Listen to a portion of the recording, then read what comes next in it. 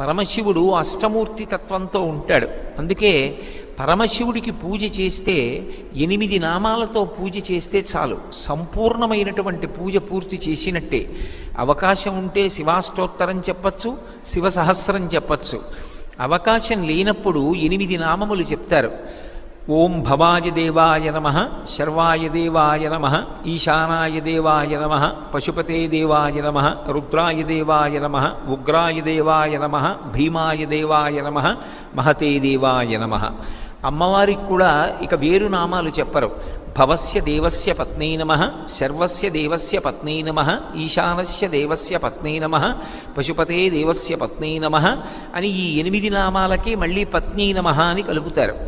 ఈ 8 నామాలతోటి తెల్లటి బియ్యాన్ని నీటితో తడిపి ఒక్కొక్క గింజ వేస్తే చాలు, శివార్చన పరిపూర్తి అయిపోయినట్టే.